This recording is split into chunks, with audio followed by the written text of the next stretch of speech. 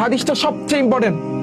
রাসূল সাল্লাল্লাহু আলাইহি ওয়াসাল্লাম বলেছেন, গীবাত বেবিচারের চাইতো মারাত্মক। চিন্তা করতে পারো, বেবিচারের চাইতো মারাত্মক। সাহাবীগণ বলছেন, হে আল্লাহর রাসূল, গীবাত কিভাবে বেবিচারের চাইতো মারাত্মক হয়? রাসূল সাল্লাল্লাহু আলাইহি ওয়াসাল্লাম বলেছেন, কোন ব্যক্তি বেবিচার করার পর তওবা করলে আল্লাহ তাআলা মাফ করবে।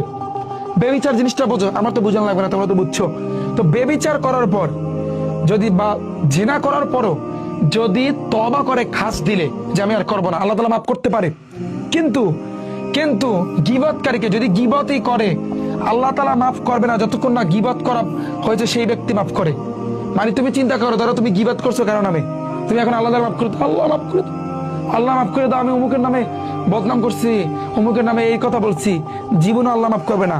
তোমার যে ব্যক্তির নামে তুমি বদনাম করছো তারা যে বলতে হবে, ভাই আমি তো বদনাম করছি তোর নামে, আমার আল্লাহ রাস্তায় মাফ করে দিই। সে যদি মাফ করে, তুমি আল্লাহ মাফ করে দেবে। সে যদি বলে যে না মাফ করবো না, তোমার ক্ষমা নেই।